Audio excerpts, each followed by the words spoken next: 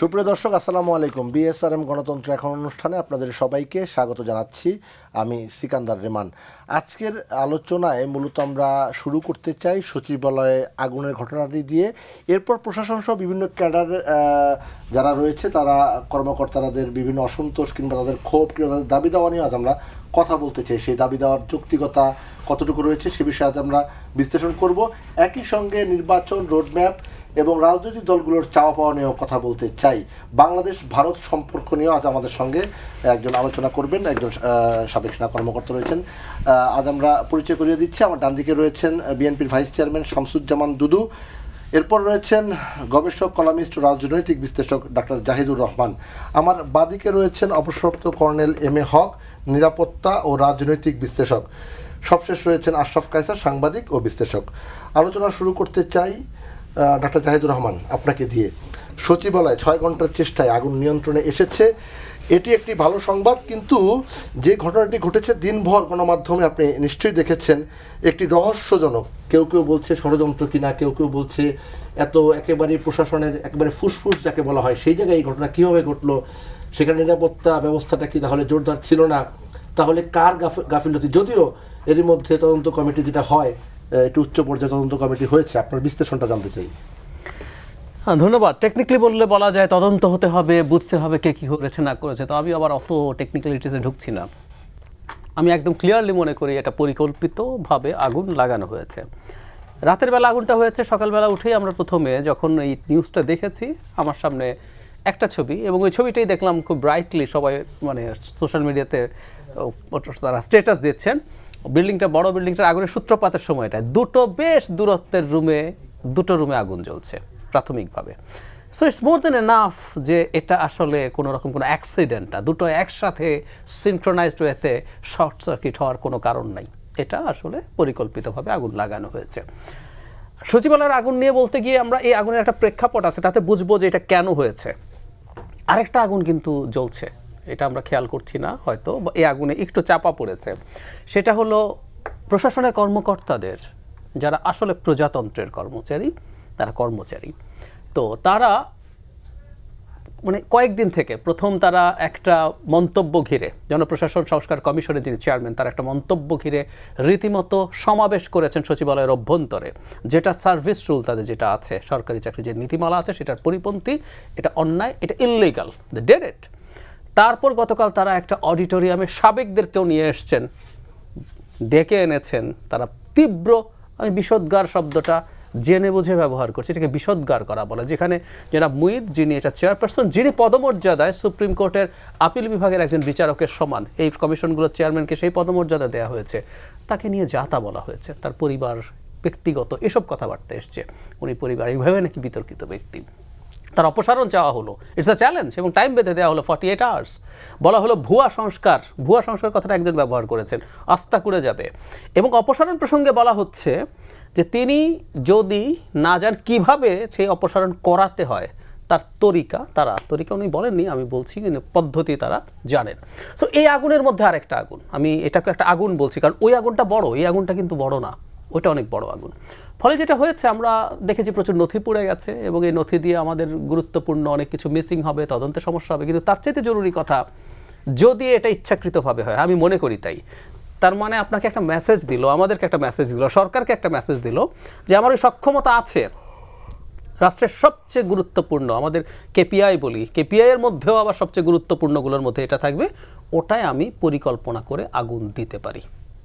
It's a message to the government.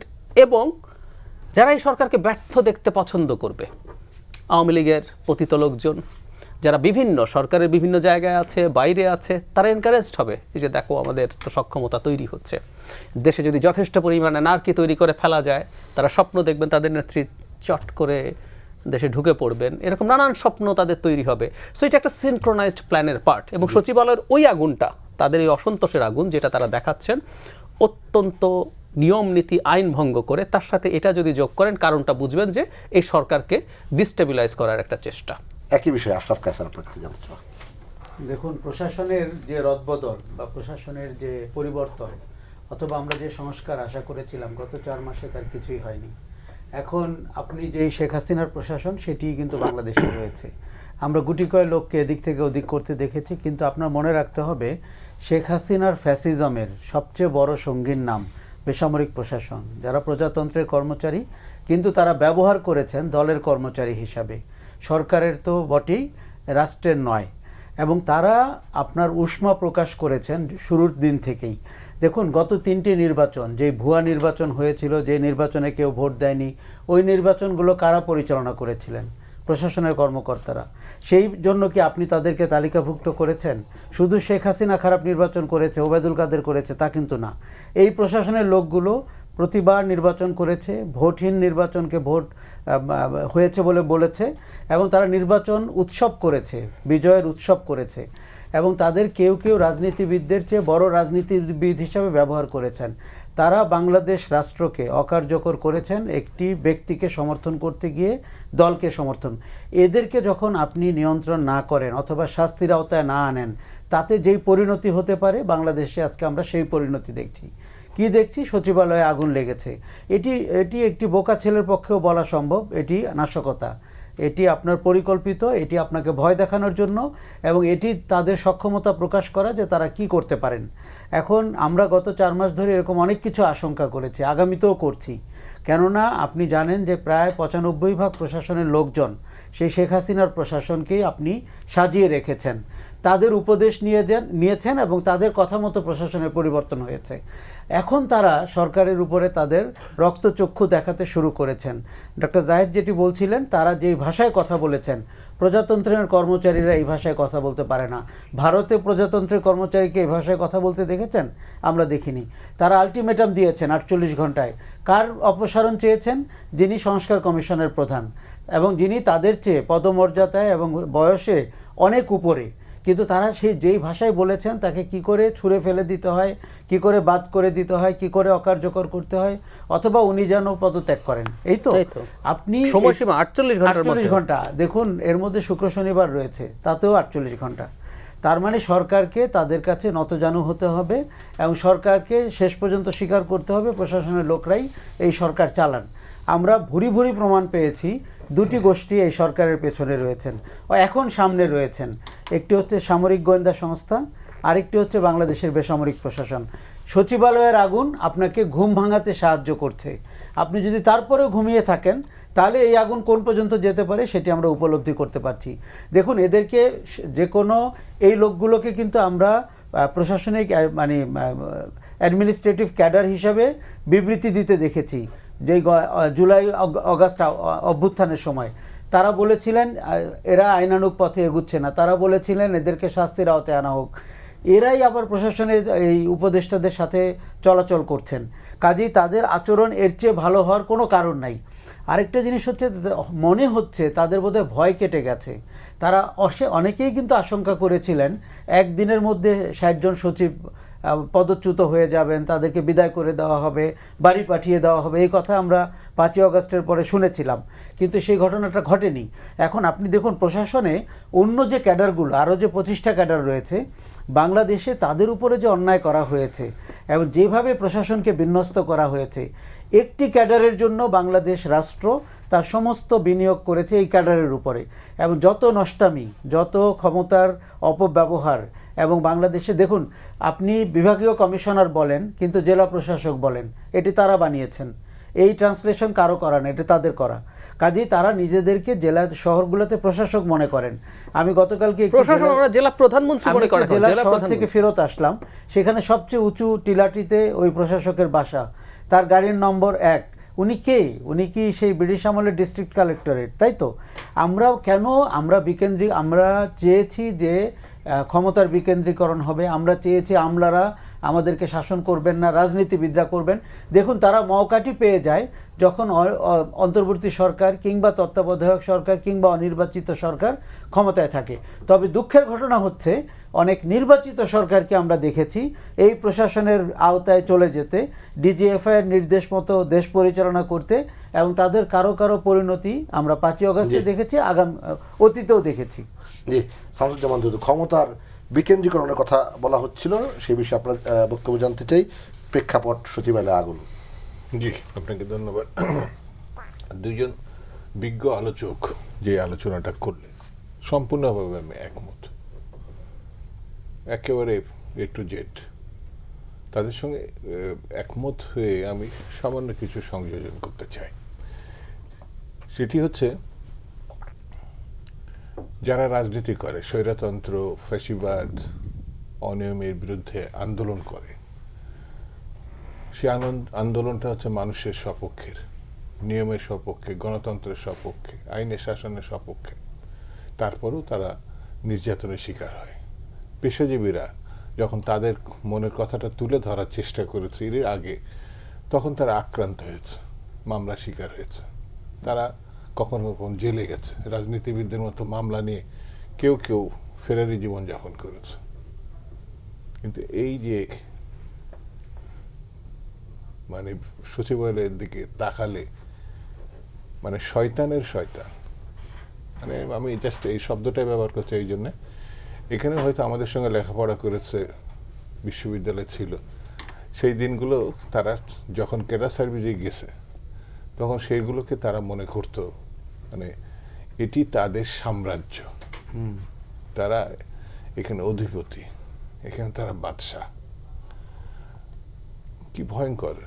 উনি যেটা বললেন যে কেউ কেউ আমরা আশা করেছিলাম এই আন্দোলনের সঙ্গে যারা আমরা ছিলাম যে একদিনে, কারণ এই আন্দোলনকে কেউ বিপ্লব মনে করেছে, কেউ গণঅভ্যুত্থান মনে করেছে, কিন্তু এটি যে ইতিহাসের একটা মহাপরিবর্তন, মানে অনেকেই কিন্তু মনে করেছে হাসিনার পালিয়ে যাওয়াটাই একটা মানে স্বস্তি না, তার জীবদ্দশায় দেখে যাওয়া যে এটার পরিবর্তন হয়েছে। সেই পরিবর্তনের পরে হয়তো আকাশে বাতাসে গাছে পাখিতে সব জায়গায় একটা পরিবর্তন হচ্ছে, কিন্তু এই সচিবালয়ের দিকে তাকালে মনে হয় না যে কোনো পরিবর্তন হয়েছে কোনো রকম। ভাবা যায় 3টি বিচ্ছিন্ন জায়গায় আগুন হয়েছে, তার মানে এটা হঠাৎ শর্ট সার্কিট। উনি যেটা বললেন ডাক্তার জাহিদ, এটা পরিকল্পিত, আমিও তাই মনে করি, এটা একেবারেই পরিকল্পিত, এতটাই পরিকল্পিত। আজ যে এই কমিশনের চেয়ারম্যান, আমি তাকে ব্যক্তিগতভাবে চিনি, যারা তাকে সম্বন্ধে কাছাকাছি থেকে দেখেছে, নিপাট ভদ্রলোক, নিপাট একজন জ্ঞানীগুণী মানুষের পর্যায়ে পড়ে। এত সৌজন্যমূলক আচরণ আমি খুব কম মানুষের ভিতরে, আমি তার সঙ্গে কিছু কাজও করেছি। আমি সংসদীয় দলের যখন ছিলাম, শেখ হাসিনার পিরিয়ডেও সে অনেক ভালো ভালো কাজ করেছে, কিন্তু সেই মানুষটাকেই যখন ব্যক্তিগতভাবে, যদি পেশাগতভাবেও মানুষের সঙ্গে মানুষ মেশে, তারপরেও একটা শিষ্টাচারের মধ্যে সে থাকে, সৌন্দর্যের মধ্যে থাকে, এরা সেটাও অতিক্রম করেছে। কারণ ডিজিটাল যুগে আমি কি বলছি, কিভাবে বলছি, এটা জানা কিন্তু মানুষের খুব বেশি কষ্টকর না। একেবারে ভাষা, উচ্চারণ, ভঙ্গি তাৎক্ষণিকভাবে চলে যাবে। এটা এখন কিন্তু মার্কেটে আছে, এই তথাকথিত আন্দোলনের নামে তারা যে কাজগুলো করেছে, এই আগুন তারা দিয়েছে। আমার কাছে মনে হয় এই সরকার যদি সত্যিকারের মানুষের সরকার হতো, তাহলে পরে সচিবালয়ের দরকার নেই, এটা একটা কারাগার করা যেত।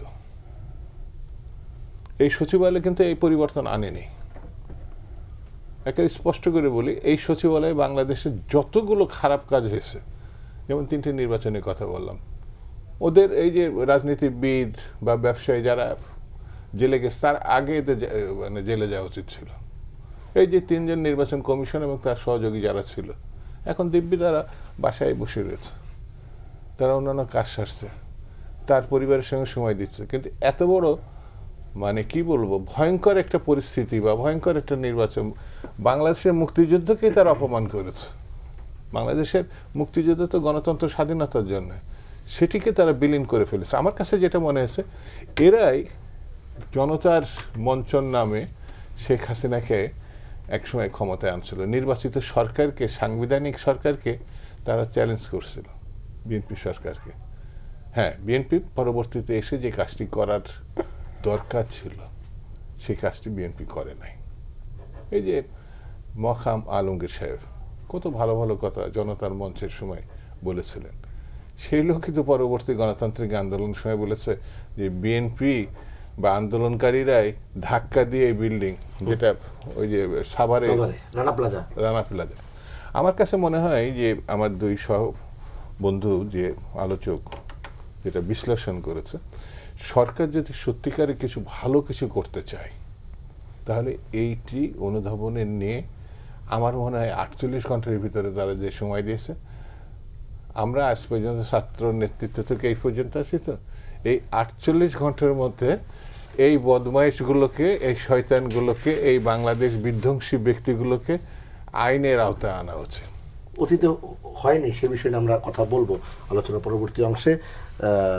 কর্নেল এম এ হক, আপনি আলোচনা শুনছিলেন, পরিকল্পিত বলা হচ্ছে এই বিষয়গুলোকে। ডক্টর জাহিদুর রহমান সমসাময়িক বিষয়গুলো বিশ্লেষণ করলেন এবং বললেন যে কী কারণে পরিকল্পিত। যখন এই ঘটনা, তখন ফায়ার ফাইটাররা যখন আগুন নেভাতে গেলেন তখন কিন্তু রাস্তায় গাড়ি চলছিল এবং সেখানে একটা মর্মান্তিক ঘটনা ঘটেছে, আপনি জানেন, ট্রাক চাপায় একজন ফায়ার সার্ভিসের কর্মী মারা গেছে। এই যে পুরো বিষয়টা, তাহলে যদি ষড়যন্ত্রই হয়ে থাকে, এই ষড়যন্ত্রের গভীরতা আসলে কোথায়? অনেক ধন্যবাদ তিন সহ-আলোচক এবং আপনাকে। আমি প্রথমেই ফিদেল কাস্ট্রোর একটি মন্তব্য দিয়ে আমি কথা বলতে চাচ্ছি। তিনি বলেছেন, বিপ্লবীরা যখন বিনয়ী হয় শত্রুরা তখন বিধ্বংসী হয়ে ওঠে। এটা একটা উক্তি। আরেকটা উক্তি আমি ক্লাস 6-এ থাকতে আপনার বিষাদ সিন্ধু নামে মীর মোশাররফ হোসেনের একটা বই পড়েছিলাম। সেখানে একটা সেন্টেন্স আমার এখনো মনে আছে। যখন আপনার ইয়াজিদের কাছে ছোট্ট শিশুটিকে নিয়ে যায় যে একে কি করব, একে বাঁচিয়ে রাখবো না মারবো, তখন ইয়াজিদ একটা কথা বলেছিলেন, সেই সেন্টেন্সটা এখন আমি বলতে পারি না। সেটা হলো, মনে রেখো, শত্রুর শেষ, ঋণের শেষ, অগ্নির শেষ রাখিতে নাই। এই তিনটি যদি তুমি রাখিয়া দাও, তাহা হইলে তোমাকে বহু গুণে জ্বালাইয়া পোড়াইয়া মারিবে। সাধু ভাষায় লেখা ছিল। আজকে এই তিনজন বক্তা যা কথা বলছেন, আজকে আমি বিগত 15 বছর ধরে এই কথাগুলো বলে যাচ্ছি। বাংলাদেশের প্রথম এবং প্রধান শত্রু হলো এই আমলারা, যাদের হওয়ার কথা ছিল পাবলিক সার্ভেন্ট, অর্থাৎ জনগণের চাকর। বাংলায় বললে একটু একটু আমরা মনে হয় ইতস্তত করি, কর্মচারী। কিন্তু ইংরেজিতে বলা হয় পাবলিক সার্ভেন্ট, অর্থাৎ পাবলিকের টাকা দিয়ে এদেরকে লালন পালন করা হয়। এই সকল নিচু জাতের শিক্ষিত বলবো না, কুশিক্ষিত ব্যক্তিরা প্রশাসন ক্যাডারে যখন বিসিএস দিয়ে, বিসিএস তো ম্যাক্সিমাম 2 নম্বরই করে পাস করে, করার পরে যখন একটা গত 15 বছরে অফিসার তাই হয়ে যায়, 5 আইলেট শু, আমার মতো টাই শুট, এটা এদের নিত্য সঙ্গী হয়ে দাঁড়ায়। অথচ হাফ শার্ট পরে, পায়জামা পাঞ্জাবি পরে এরা জনগণের ঘরে ঘরে গিয়ে তাদের সেবা দেওয়ার কথা ছিল। জনগণের ঘরে ঘরে গিয়ে তাদের সেবা দেওয়ার কথা ছিল। কিন্তু এসি রুম এক একটার যে ধরনের আপনার ইন্টেরিয়ার ডেকোরেটেড করে, পুলিশের ওসি থেকে শুরু করে, এরাও কিন্তু ওই শ্রেণীর মধ্যেই পড়ে। এরা হলো দেশের শত্রু। এখন যদি বলতে হয়, এই জন্য দায়ী হলেন দুদুভাইরা। আমি স্পষ্ট করে দুদুভাইকে বলতে চাচ্ছি। রাজনীতিবিদদের কথা বলছেন। আমি বলছি, রাজনীতিবিদরা যদি সত্যিকার অর্থে দেশপ্রেমিক হতেন এবং যোগ্যতা সম্পন্ন রাজনীতিবিদ হতেন, তাহলে আমলারা এই আস্পর্ধা পায় না। তারা আমলা নির্ভর হয়ে পড়ে, যেহেতু নিজেরা কম জানে, কম পড়ে, তারা প্রশাসন সম্পর্কে জ্ঞান রাখে না, তখন এই আমলা তাদের ঘাড়ে চেপে বসে। এই যে বলেন, এক একজন আমলার পিছনে প্রতিনিয়ত প্রতিদিন যে আমাদের অর্থ ব্যয় হচ্ছে, তার প্রতিদানে তারা কি দিচ্ছে আমাদেরকে, এটা গেল একটা দিক। আমি আরেকটা দিক বলতে চাই। আমি মিলিটারির একজন কর্মকর্তা হিসেবে এবং 30 বছর এখানে চাকরি করার সুবাদে আমি যে মিলিটারি জ্ঞানটা হয়েছে, কোন শত্রু অধিকৃত এলাকায় তারা কখনো তারা সেই জায়গাটা নিরাপদ রাখে না। ভবিষ্যতে যারা সেখানে আসবে, তারা কি করে, যাওয়ার আগে সেখানে বুবি ট্র্যাপ, মাইন রেখে যায়। এখানে বুবি ট্র্যাপ, ওইখানে বুবি ট্র্যাপ, হাঁটতে গেলে আপনার মাইন পড়বে, ব্লাস্ট হবে। আপনার সিনেমা তো দেখে থাকেন। দীর্ঘ 16 বছর এই দেশটা ইন্ডিয়া দখলে রেখেছিল। এখন বলেন, আপনারা বলতে পারেন এটা কি কথা বলেন? Yes, I challenge you. India captured this land for last 16 years. What is Awami League? Awami League কি জিনিস? আওয়ামী লীগ হলো ইন্ডিয়ার প্রতিপালিত একটা শত্রু বাহিনী। এই লীগ নামক যত আছে, এই লীগ নামক হায়েনারা এই দেশে ভূমিট্রাক মাইন, এটাকে পরিষ্কার না করা পর্যন্ত আপনি কোথাও হাঁটতে পারবেন না, আপনি চলতে পারবেন না। একে হাত দিবেন, বাস করে আপনার আঙ্গুল উঠে যাবে, বডি উড়ে যাবে, আপনি নিরাপদ নন। কিন্তু দুঃখজনক হলে সত্য, এমন একটা সরকার গঠিত হলো ডক্টর মোহাম্মদ ইউনূসের নেতৃত্বে, যিনি আন্তর্জাতিক খ্যাতি সম্পন্ন একজন ব্যক্তিত্ব, জ্ঞানে গরিমায় কোনো দিকেই ওনার কমতি নেই, অত্যন্ত বিনয়ী এবং ভদ্র একজন লোক। কিন্তু উনি বেছে বেছে নিলেন, আমি কি ভাষায় ব্যবহার করব, কাদেরকে নিলেন? যারা বিপ্লবের কোনো অর্থই বুঝেন না তারা। কেননা এই সময় তার সাথে প্রশাসনে থাকা উচিত ছিল স্পিরিটেড, দেশপ্রেমিক, যোগ্য, সাহসী, দুঃসাহসী ব্যক্তিত্বরা। কেননা সাধারণ সময়ে প্রশাসন কিংবা সরকার যে সিদ্ধান্তটা একদিন 5 দিনে নিবে, এই ধরনের সময়ে সরকার নিবে দিনে 10টা সিদ্ধান্ত, এবং সেই সিদ্ধান্ত কার্যকরী করলো কি করলো না, করতে পারলো না, ফায়ার দেন। আজকে আপনারা বলেন, আজকে সামরিক বাহিনীর একমাত্র সংগঠন, ইনস্টিটিউশন, আমরা শপথ নেই নিজের জীবন বিলিয়ে দেওয়ার জন্য দেশের, আমরা কিন্তু নেয় না। তাদেরকে আজকেই বন্ধ করে দেন, 48 ঘন্টা না 24 ঘন্টার মধ্যে সব দুধভাই যেটা বললেন সবগুলোর উচ্ছেদ করেন দেন। দেশ চলবে না? অবশ্যই চলবে, আরো ভালোভাবে চলবে। এই যে কয়েক আমলা, তারা বিশ্বাসঘাতকতা করছে, দেশের সাথে দেশদ্রোহিতা করছে, সিটিজেন কেসে এদেরকে আগামীকাল তাদেরকে রাজপথে তাদের বিচার বসান। বিচার রাজপথে যেমন তারা বের হয়েছে, গোপনে যেমন বৈঠক করে, গোপনে আমরা সিদ্ধান্ত নিয়ে তাদেরকে আমরা রাজপথে জোড়াবো। এই দেশ আরো ভালোভাবে চলবে। এই ধরনের আমলাদের বাংলাদেশের দরকার নেই। এটা আমি 15 বছর যাবত বলে আসছি। আমি এই 15 বছর, আজকে আমার খুব ভালো লাগছে যে ওনারা বলছেন আমার কথাগুলো। আমি যদি বিশ্বাস না হয় দেখেন, আমার ইউটিউবে বক্তব্যগুলো দেখেন, আমার চ্যানেলে বক্তব্যগুলো দেখেন, আমি বলেছি কিনা। তারপরে আসেন, এই যে বাংলাদেশের বর্তমান যে পরিস্থিতি, দেশ বিক্রি করাদের থেকে শুরু করে যতগুলো চুক্তি হয়েছে ইন্ডিয়ার সাথে, এই প্রত্যেকটা চুক্তি করেছে আমলারা। আর আপনারা কি করেন? লাস্ট বলছি আমি একটা কথা, সবাই আঙুল ধাপ তোলেন খালি ওই সেনাবাহিনীর কয়েকজন দুষ্কৃতিকারী অফিসারদের দিকে। আরে একটা গুটি কয়েক রে ভাই, এরা তো মেইন স্ট্রিমের সাথে ছিল না। হাসিনা তাদেরকে জোর করে তাদেরকে করিয়েছে। আপনারা কিন্তু আমলাদের বিরুদ্ধে আপনারা সাংবাদিকের কোনো কথা বলেন না, এখন কেন? তাদের কাছ থেকে সুবিধা পাও না, আর্মির কাছ থেকে সুবিধা পাও না। যারাই অপরাধী হোক, সেটা আর্মিও হোক, আপনি তো বিচার চান। বিচার তো হচ্ছে, আর্মিগুলো তো বিচার হচ্ছে। কোন আমলাটাকে আপনারা জেলে ঢুকাইছি বলেন? জি, আমরা এই বিষয়ে আলোচনা করব। সুপ্রিয় দর্শক, আপনারা দেখছেন বিএসআরএম গণতন্ত্র। এখন ছোট্ট একটি বিরতি নিয়ে ফিরছি, আশা করি আমাদের সঙ্গে থাকবেন।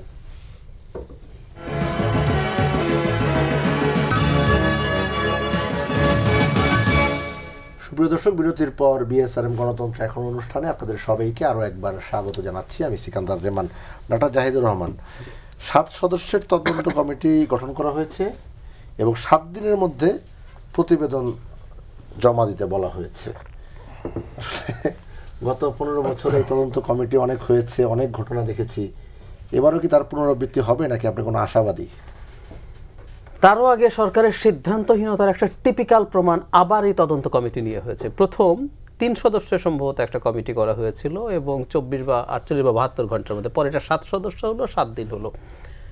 মানে একটু সময় নিয়ে প্ল্যান করে সিদ্ধান্ত নেওয়া, এই সিদ্ধান্ত নিয়ে বাতিল হওয়া, চুক্তিভিত্তিক নিয়োগ 1 দিন পর বাতিল, নিয়োগ হয়ে গেছে 3 ঘন্টার মধ্যে বাতিল, 5 ঘন্টার মধ্যে বাতিল, এরকম তথ্য আছে। সো সরকারের ইনএফিসিয়েন্সি, ইনঅ্যাকশন নিয়ে আমরা আলাপ করি, এই জিনিসটার আরেকটা টিপিক্যাল প্রদর্শনী হলো। আমি খুব আশাবাদী না যে তদন্ত কমিটি হবে এবং সেটা খুব ভালো কমিটি হয়েছে, সেটা খুব ভালো কিছু রিপোর্ট দেবে। তবে উচিত আসলে হওয়া, কারণ সরকার যেহেতু অন্তত আরও কিছুদিন দায়িত্বে থাকতে চাইছে, তারা একটা ট্রানজিশন নিশ্চিত করতে চাইছে, সামনে যে ঝড়ঝাপটা আছে তাদেরকে প্রমাণ করতে হবে সেই ঝড়ঝাপটাটা ফেস করার জন্য যথেষ্ট কেপেবল তারা। ভারতের মিডিয়া যদি আপনি দেখেন, এটাকে আমি উড়িয়ে দিতে চাই না, এটা আবার এত বড় না, আবার এটা তুচ্ছ না। সেটা হচ্ছে 20 জানুয়ারি একটা কাট অফ ডেট তারা ধরছেন, যখন বাইডেন অ্যাডমিনিস্ট্রেশন ক্ষমতা হস্তান্তর করবেন ট্রাম্পের কাছে। এটা সন্দেহ নেই যে ট্রাম্প বাংলাদেশকে একেবারে ধরে সাইজ করার চেষ্টা, এরকম না। কিন্তু যারা বাইডেন অ্যাডমিনিস্ট্রেশন ডক্টর ইউনূসের সাথে সম্পর্ক এবং তাদের গ্লোবাল ফরেন পলিসির কারণে বাংলাদেশকে যেভাবে তারা সাপোর্ট দিচ্ছিলেন, সেই সাপোর্ট ট্রাম্প অ্যাডমিনিস্ট্রেশন দেবেন, এটা ফর শিওর।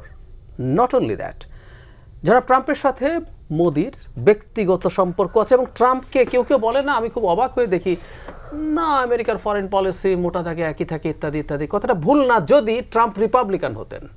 ট্রাম্প কিন্তু রিপাবলিকান না, আই রিপিট, ট্রাম্প রিপাবলিকান না। উনি এমন একটা বস্তু, ওনার নামেই একটা টার্ম তৈরি হয়েছে, ট্রাম্পিজম। উনি ধরো, ওনার সাথে যদি মাইকেল পেন্স ছিলেন ওনার ভাইস প্রেসিডেন্ট, উনি ইলেকশন করতে চেয়েছিলেন, যদি উনি ইলেকশন করতেন, উনি জুনিয়র বুশ বা সিনিয়র বুশরা যে ধরনের রিপাবলিকান প্রেসিডেন্ট ছিলেন, বা ম্যাককেইন ইলেকশন করেছিলেন, হেরেছেন, তারা কিন্তু রিপাবলিকান প্রেসিডেন্ট, তাহলে কিন্তু প্রবলেম ছিল না। ট্রাম্প একেবারে ভিন্ন একটা জিনিস।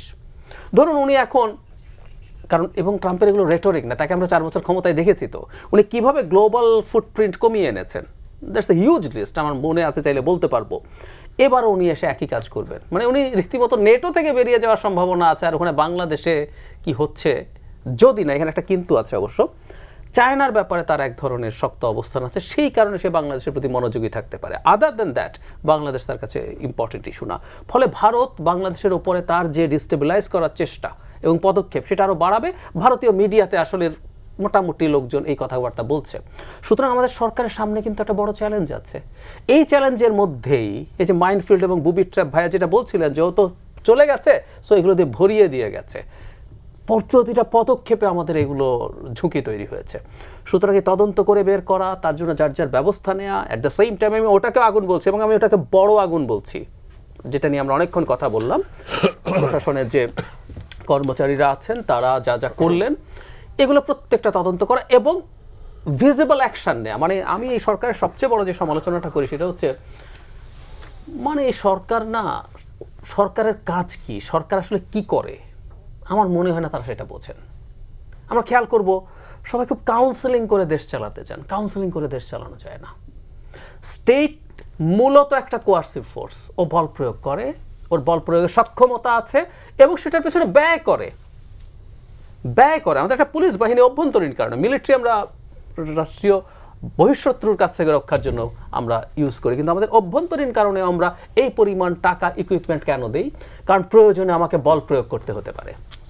বল প্রয়োগ মানে শুধু পেটানো না, অ্যাকশনস নিচ্ছি, তুমি নিয়ম ভেঙেছো, তোমার বিরুদ্ধে অ্যাকশন, তোমাকে সাসপেন্ড করছি, তোমাকে আমি শোকজ দিচ্ছি, তোমাকে চাকরিচ্যুত করছি, এগুলো প্রত্যেকটা বল প্রয়োগের কথা।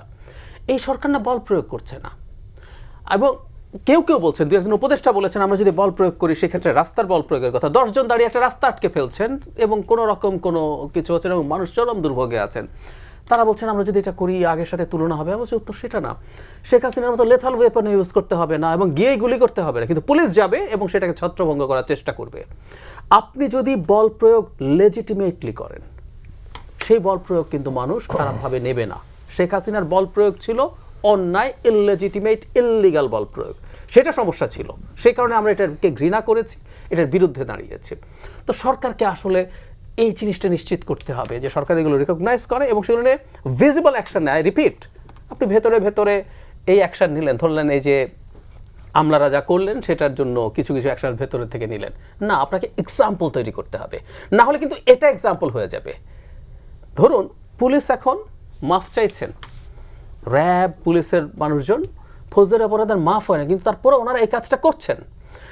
এবং পুলিশকে আমরা বেশি শত্রু মনে করছি, কারণ হলো পুলিশ আসলে শেষ পর্যন্ত তার চাকরিটাই এরকম, তার হাতে বন্দুক থাকে। ওর গুলি আমরা ফেস করেছি বলে তাকে আইডেন্টিফাই করেছি, তাকে পালিয়ে যেতে হয়েছে।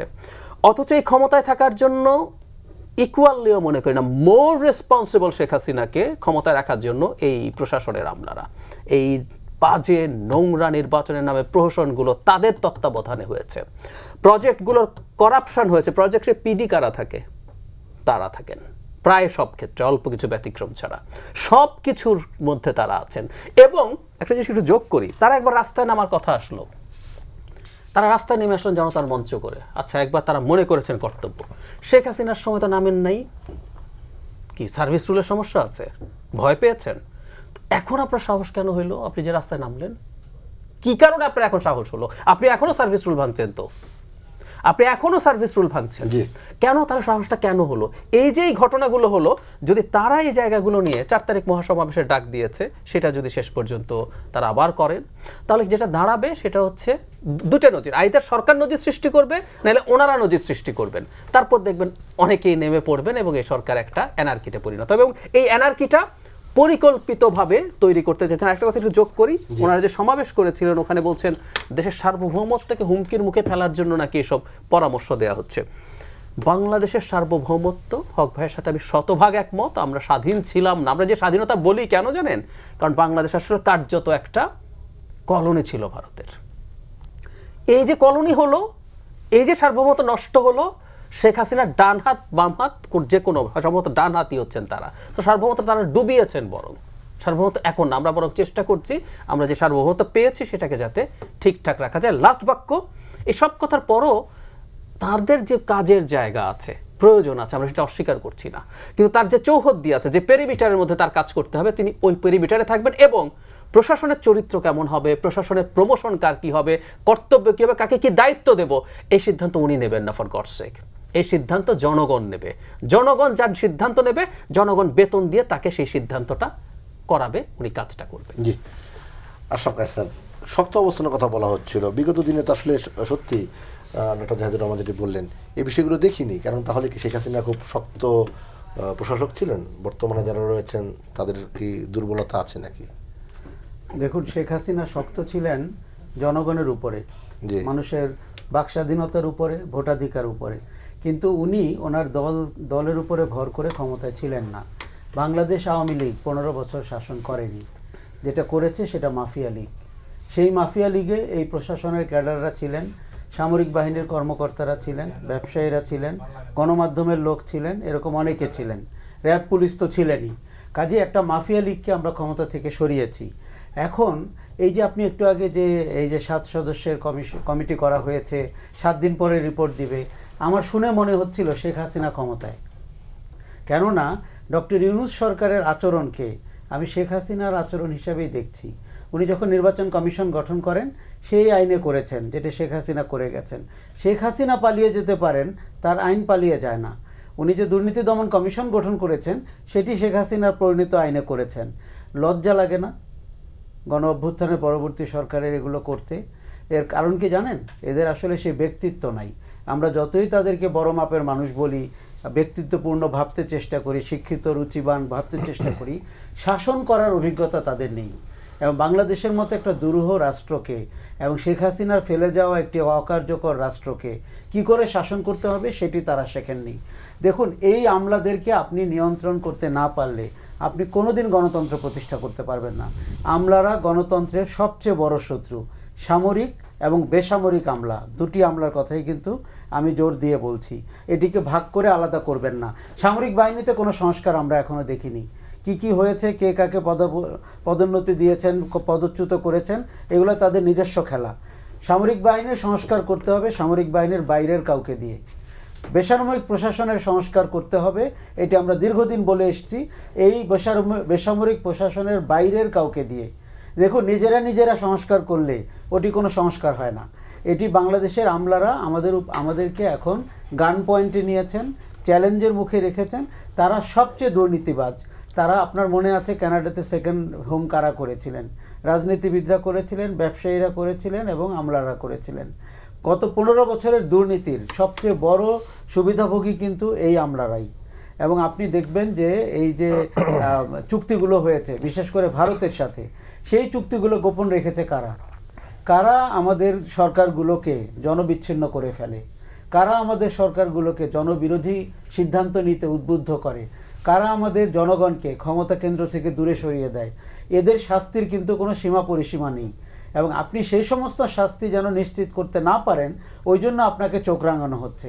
আপনাকে বলা হচ্ছে যে 48 ঘন্টার মধ্যে ব্যবস্থা না নিলে তারা মহাসমাবেশ করবেন, এবং তারা কিন্তু সরকার পতনের হুমকি দিচ্ছেন পরোক্ষভাবে। এবং এদের পথ অনুসরণ করার জন্য বিভিন্ন জায়গায় আওয়ামী লীগের দোকানরা বসে রয়েছেন। তাদের সময়ে, তাদের টাকা পয়সায় যেই সমস্ত সংগঠন, যেই সমস্ত অ্যাসোসিয়েশন গড়ে উঠেছিল, তারা রয়েছেন। আমি ডে 1 থেকে বলে আসছি, 5 তারিখের পর থেকে এই আমলাতন্ত্র এই সরকারের সবচেয়ে বড় বাধা হবে এবং এই সরকারের সমস্ত ব্যর্থতার কারণ হবে এরা। কিন্তু তারা বলবেন সরকার ব্যর্থ হয়েছে, আমরা ব্যর্থ হইনি, আমরা চেষ্টা করেছিলাম সরকারকে সুপথে পরিচালিত করতে। অতীতে তারা এই সব কথা অনেকবার বলেছেন, এগুলো তাদের মুখস্থ বিদ্যা। করণীয় কি? দেখুন, করণীয় একটাই, আপনি তার সাথে কঠোর হবেন। আপনি তার 15 বছরের আমলনামা ডেকে পাঠান। 15 বছরের আমলনামায় আপনি দেখতে পাবেন হেন কাজ নাই, অপরাধ নাই এবং অনিয়ম নাই তারা করেন নাই।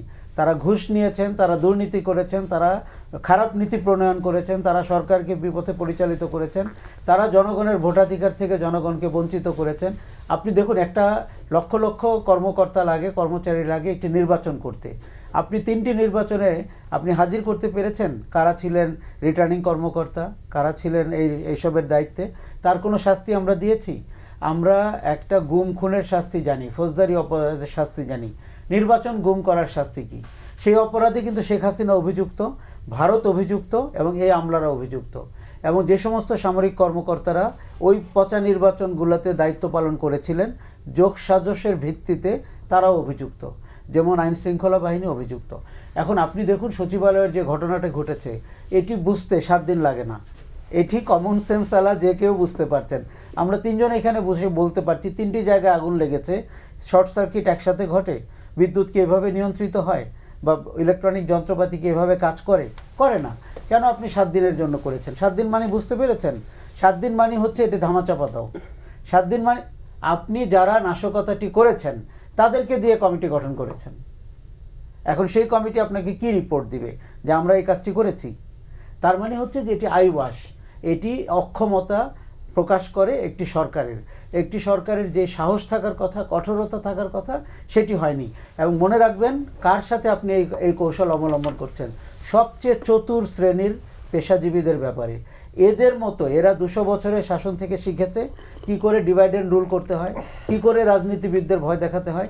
আর এই সরকারে যে সমস্ত লোকজন আছে তারা কোনোদিন রাজনৈতিক ডিসিশন নেয়নি। তারা বিভিন্ন এনজিও চালিয়েছেন, তারা নিজেদের ভেতরে একে অন্যের সম্পর্ক করেছেন, তাদের বিভিন্ন প্রতিষ্ঠানে কিন্তু তারা স্বৈরাচার হিসাবে কেউ কেউ পরিচিতও ছিলেন। কাজেই এই যে রাষ্ট্র ক্ষমতায় আমরা তাদেরকে বসিয়েছি, 5ই আগস্টের আগে তারা কোথায় ছিলেন? 70% 80% লোককে আমরা বিপ্লব বললেও হয়তো তারা বুঝতে পারবেন না কোন বিপ্লব। হয়তো রুশ বিপ্লব, ফরাসি বিপ্লব মনে করবেন। বাংলাদেশের বিপ্লব এটি তারা ঢাকায় বসে টের পাননি, কেননা তাদের গায়ে তো কেউ আগুন দেয়নি, তাদেরকে কেউ গুলি করেনি, তাদের সন্তানরা গুম হয়নি, তাদের সন্তানরা 1500 ছেলে মেয়ে জীবন দেয়নি। তাকে আপনি ডেকে এনেছেন পদাধিকার বলে। এখন তার কি কাজ ছিল? তার কাজ ছিল বাংলাদেশ রাষ্ট্রকে টেনে তোলা এবং ট্র্যাকে তুলিয়ে নির্বাচনের দিকে নিয়ে গিয়ে একটি রাজনৈতিক সরকারের হাতে ক্ষমতা দেওয়া। আমলারা যে চক্রান্ত করবে এটি একটি শিশুও জানে, বাংলাদেশের তত্ত্বাবধায়ক সরকার জানে না, অন্তর্বর্তী সরকার জানে না। কাজেই আমার মনে হয় সচিবালয়ের আগুন আপনাকে ঘুম থেকে জাগিয়ে তোলার একটা চেষ্টা। এরপরে বড় আগুনের জন্য আপনি প্রস্তুত হন, কিংবা আগুন জ্বলতে পারে সেরকম উৎস সচিবালয়, সেটিকে আপনি নিয়ন্ত্রণ করুন কঠোর হাতে। জি, শামসুজ্জামান দুদু, আমরা নির্ভরতা আসলে কমানো কীভাবে সম্ভব? তাহলে প্রশাসন কোন প্রক্রিয়া চলবে? না, এটা আমলাতন্ত্র ছাড়া দেশ চলবে না, এটা তো আমরা আলোচনায় বসি নাই। আমরা বলছি যে এমন একটা সিস্টেম বা এমন একটা ব্যবস্থা, আমলায় সামরিক বেসামরিক আমলা, এটা তো বাদ দেওয়ার কথা বলেন না। কিছু দুষ্ট চক্র, ব্যক্তি, গোষ্ঠী, প্রতিষ্ঠান এই কাজের সঙ্গে যুক্ত। আমি এই দুজনের কথা আগেও সমর্থন দিয়েছি, এখনও সমর্থন দিয়েছি। এইটা আমি যুক্ত করতে চাচ্ছি। আগামী 7 দিনের পরে রিপোর্ট দিতে হবে। এটি যদি সরকারের সিদ্ধান্ত হয়, আমরা বুঝতে পারবো যে আগামী 7 দিন এই সরকারের পরিণতি কী হতে পারে। তদন্ত ছাড়া তো আমরা এদেরকে চিনি, দেখি স্পষ্টভাবে তারা কত ভয়ঙ্কর, সেটা তো আমরা মানে এখনো যদি আমি তদন্ত করি, তো এটা তো মানে কি পরিণতি হবে সেটা তো এখনই বলে দেওয়া যায়। যেমন মানে হক ভাই মানে যে সার্ভিসে আছেন, আমরা যেটা আছি বা সে আছে, উনি আছেন, তার অবস্থান থেকে তারা কিন্তু তাদের অবস্থানগুলো দেখে সামগ্রিকভাবে, বিচ্ছিন্নভাবে। যেমন মিলিটারি 2টো রাষ্ট্রপতি খুন করেছে ভয়ঙ্করভাবে। একটা খুন বাংলাদেশের মানুষের জন্য কাজের কাজ হয়েছে, হ্যাঁ, তার যে অনুসারী তারা অখুশি হবে এই কথা ভেবে। বাংলাদেশ সৃষ্টির পরে যে ভয়ঙ্কর পরিণতি হয়েছিল, রক্ষী বাহিনী, দুর্ভিক্ষ, বাকশাল, এই পরিবর্তনের আপনি কেউ অস্বীকার করতে পারেনি। কারণ নির্বাচনের মধ্যে দিয়ে এই পরিবর্তনে আর কোনো পথ রাখা হয়েছিল না। শহীদ জিয়াকে মারলেন কেন? যে বাংলাদেশে পূর্ণ গণতন্ত্র ফিরিয়ে আনলো, যে সংবাদপত্রের পূর্ণ প্রকাশের সহায়তা হলো, যে স্বাভাবিক রাজনীতির ভিতরে নিয়ে আসলো, হয়তো তার সমালোচনা করা যেতে পারে। খুন করলেন কেন? হয়তোবা অনেকে বলবে তারা ঠিক মিলিটারি করে নাই। মঞ্জুর সাহেব মিলিটারি ছিলেন না। আমার কথা হচ্ছে যে ব্যক্তিকে দিয়ে, গোষ্ঠীকে দিয়ে সামগ্রিক বিষয়টি বিবেচনা না করা। রাজনীতিবিদদের মধ্যে খারাপ নাই, অবশ্যই আছে। ব্যর্থতা নাই, অবশ্যই আছে। ভালো রাজনীতিবিদ আছে। বাংলাদেশের সৃষ্টির যে মানে প্রক্রিয়া 53 বছরের ভিতরে আমাদের অনেক অনেক বিষয় আছে যেগুলো এখনো পর্যন্ত আপনি অস্বীকার করতে পারবেন না। মিসেস হাসানের মতো কথা বললে তো হবে না যে 53 বছরের রাজনীতিবিদরা কিছুই এইভাবে বললে তো। বাংলাদেশের স্বাধীনতায় তো রাজনীতিবিদদের সৃষ্টি, সংগ্রাম, রক্ত, ঘাম সব কিছু এর সঙ্গে আছে। এমন অনেক পেশাজীবী আছে যারা রাজনীতির ধারে কাছে ছিলেন না, কিন্তু রাজনীতির উৎকর্ষতায় তারা অনেক উপরে দায়িত্ব পালন করেছে। এই যে এরশাদ বিরোধী আন্দোলনের সময় আমি ফয়েজ ভাইয়ের কথা বলতে পারি, এক্ষেত্রে রাজনীতিবিদ না তো, কিন্তু জাতীয় ঐক্যের ক্ষেত্রে একজন সাংবাদিক ফয়েজ আহমেদ কি ভূমিকা পালন করছে যারা জানে না তারা তো এটা বুঝতে পারবে না। সাংঘাতিক ভূমিকা, মানে এটা অস্বীকার করা যাবে না। ঠিক তেমনি একজন মিলিটারি তো বাংলাদেশের স্বাধীনতা ঘোষণা করছেন, একজন রাজনীতিবিদ করে নাই, এটা তো আবার অস্বীকার করা যাবে না। সেই জন্য সামগ্রিকভাবে সামরিক বেসামরিক আমলাতন্ত্র এখন যে জায়গায় এসে দাঁড়িয়েছে, এটা পরিশুদ্ধ হতে হবে, রাজনীতিবিদদের পরিশুদ্ধ হতে হবে।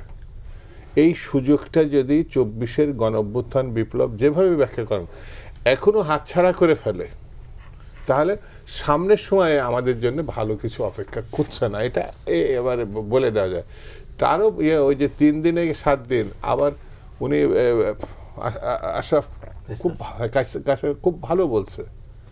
মানে এই জিনিসটাও যদি নেওয়া যায় যে এর আগের পরিণতিগুলো আমরা দেখেছি, তার আইনগুলো মানে ফ্যাসিবাদ বা স্বৈরতন্ত্র যাই বলে আসি না, তাকেই যদি আমি অনুসরণ করতে থাকি, নির্বাচন কমিটি গঠন মানে কমিশন গঠন, দুদকের কথা, তো সেই কারণে আমার কাছে মনে হয়েছে, যেমন আমি বলে সামরিক এই যে রাজনীতিবিদদের যে প্রসঙ্গটা হক ভাই বলেন, ভালো করে বলেছে, উনি ভালো বলেন, কিন্তু বাস্তবতা হচ্ছে উনি যে সার্ভিসে আছে সেই সার্ভিসের বাইরে তো যেতে পারেন না। আমি যেমন রাজনীতিবিদ, আমি তো মিলিটারিতে জয়েন করতে চাইছিলাম, হয় নাই। আমি ডাক্তার হতে চাইছি, হয় নাই, হয়ে গেছি পলিটিশিয়ান। না না না, পলিটিশিয়ানে আমি হব এটা তো ভাবি না। আমি যে কথাটা বলতে চাই, এই বাংলাদেশে এখন যে জায়গায় এসে দাঁড়িয়েছে, দায়িত্ব নিতে হবে। আমি তাকে সমালোচনা, সে আমার সমালোচনা, উনি ওকে সমালোচনা করবে। সত্যটা কি যথাযথভাবে রাজনীতিবিদরা আছে। আমি একটা বইতে ভুট্টোর একটা বইয়ে দেখেছিলাম, রাজনীতি হচ্ছে সৃজনশীলতার সর্বোচ্চ ধাপ। রাজনীতিবিদরা যদি ফেল করে তাহলে এর ছাপটা চতুর্দিকে পড়বে। কারণ মিলিটারি বা পেশাজীবী বা অন্য গোষ্ঠীগুলো অপেক্ষা থেকে সিদ্ধান্ত, এখন যেমন আমরা অপেক্ষা করছি, ডক্টর ইউনূস রাজনীতিবিদ না, কিন্তু রাজনীতির প্রধান চরিত্রের চেয়ারে তিনি বসেছেন। এখন যদি এই মারাত্মক ঘটনাটা কালকে সকালে যদি কমপক্ষে 60 জন জেলখানায় ভরতে না পারে, কিসের তদন্ত? পরে তদন্ত আমি দেখব, ভালো লোকটাকে আমি জামিন দেব। আমাদের ঢুকাইছে না রাজনীতিবিদ পেশাজীবীদের 60 লক্ষ আসামি কারা? 60 লক্ষ? শুধু তো রাজনীতি না, সকল শ্রেণী পেশার মানুষরা এখনো পর্যন্ত মামলা, এরা তো ওই চেয়ারেই বসে আছে। সেই জন্য আমার কাছে মনে হয় 7 দিন খুব বড় সময়। কালকে সকাল বা 48 ঘন্টার মধ্যে, ওরা বলেছেন 48 ঘন্টার মধ্যে সরকারও সিদ্ধান্ত নিতে হবে, তাহলে পরে সবকিছু অ্যাটলিস্ট একটা স্বাভাবিকতার দিকে যাবে। জি হক জি, কি শুনতে চাচ্ছেন? সামরিক বাহিনী সংস্কারের প্রসঙ্গ এসেছে। দেখুন, এটা অপ্রাসঙ্গিক একটা বিষয়। সামরিক বাহিনী সংস্কার বলতে যেটা বলা হচ্ছে সেটা হ্যাঁ কিছু কিছু ক্ষেত্রে প্রয়োজন। সেটা কিরকম? যেমন আমেরিকায় আপনি যদি জয়েন্ট চিফ অফ স্টাফ নিয়োগ করতে চান, তাহলে কিন্তু এটা ট্রাম্প ইচ্ছা করলেই একজনকে জয়েন্ট চিফ অফ স্টাফ বানাতে পারবেন না। তাদের সিস্টেম হলো যোগ্য যে কয়জন আছে অ্যাজ পার সিনিয়রিটি, তাদের নাম যাবে, শর্ট লিস্টেড হবে, সেখানে ইন্টারভিউ হবে, যে সবচেয়ে বেশি যোগ্য তাকেই জয়েন্ট চিফ অফ স্টাফ করা হবে। এখন বাংলাদেশে এই জিনিসটা করাটা কিভাবে করবেন সেটা একটা পদ্ধতিগত ব্যাপার আছে। কেননা আমেরিকার মতো দেশে আপনার অসংখ্য পলিটিশিয়ান আছে যাদের মিলিটারি ব্যাকগ্রাউন্ড আছে, মিলিটারি মেকানিজমগুলো বুঝেন। আপনারা হয়তো জানেন আমেরিকার অধিকাংশ প্রেসিডেন্টই সামরিক ব্যাকগ্রাউন্ডের প্রেসিডেন্ট, তাদের মিলিটারি ব্যাকগ্রাউন্ড থেকে তারা হয়েছে, জর্জ ওয়াশিংটন থেকে শুরু করে সবাই। সেজন্য তারা এই মিলিটারি মেকানিজমটা বুঝেন। এখন বাংলাদেশের সামরিক বাহিনীর যোগ্যকে এটা বোঝার মতো সেই সক্ষমতা যখন তৈরি হবে তখন এটা সম্ভব। এটা হলো একটা দিক। হাসান ভাই যেটা বললেন, আশরাফ কাসির ভাই। হ্যাঁ, তো সরি, তো যেটা বললেন যে সামরিক আমলা, আসলে সামরিক আমলা বলতে কিছু নাই, এটা আমলারা তাদের দায়ভার কমানোর জন্য সামরিক কথাটা যুক্ত করেছে। আমলা তো আমলাই, আমলা তো বেসামরিক। সামরিক আমলা হবে কেমনে? আমলা তো তখনই হবে যারা দেশ পরিচালনার সাথে সংযুক্ত, অর্থাৎ ফাইল সাইন করে, ফাইল তৈরি করে। যেমন বারবার যে আমাদের জাহেদ ভাই বললেন এটা পরিবর্তন হয়, ওটা পরিবর্তন, এটা কারা করছে? আমলারা করছে। ওরা জানে না এই 3 জন দিয়ে কমিটি হবে না, তারা জানে না এটা কি ইচ্ছাকৃত ভাবে করে, ইচ্ছাকৃত ভাবে কি আপনার কাছে ফাইল নিয়ে দুদু ভাইয়ের কাছে ফাইল নিয়ে দিবে, স্যার এটা সাইন করে দেন, 3 জনের একটা কমিটি গঠন করছি, দুদু ভাই না বুঝে আমি না বুঝে এটা সাইন করে দিচ্ছি। আবার কিছুক্ষণ পরে আইসা বলবে স্যার 3টা তো আসলে ভুল হয়েছে স্যার, এই 3টা দিয়ে হবে না, 7 জন দিয়ে হবে। এটা সামরিক বাহিনী তো হয় না। সামরিক বাহিনী একটা অত্যন্ত ডিসিপ্লিন ফোর্স। এখানে অপরাধ করে পার পাওয়া একেবারেই কঠিন। কেন কঠিন? এটার মেকানিজমটা যদি একটু সংক্ষেপে বলি, ব্যাটালিয়ন আছে, কোম্পানি থেকে শুরু হয়, প্লেটুন, সেকশন থেকে শুরু হয়। সেকশনে 11 জন লোক থাকে, 11 জনের জন্য একটা কমান্ডার আছে। সেখানে একটা ভুল ধরা পড়বে প্লাটুন কমান্ডারের কাছে, প্লাটুন কমান্ডার যদি ভুল করে কোম্পানি কমান্ডারের কাছে ধরা পড়বে। কেউ এই আইনের বাইরে নেয়, সাথে সাথে সন্দেহ হলো কোয়ার্টার গার্ডে ঢোকাও, যেটাকে আয়না ঘর বলেন আপনারা আর কি। সেই আয়না ঘরের মতো প্রত্যেকের ব্যাটালিয়নে ঘর আছে। আপনি একটা ভুল করবে, একটা ডিভিশন কমান্ডার সেনাপ্রধান বসে থাকবে না, তাকে এখানে ইমিডিয়েটলি অ্যাটাচ করো। এরকম অনেক ঘটনা ঘটেছে সেনাবাহিনীতে।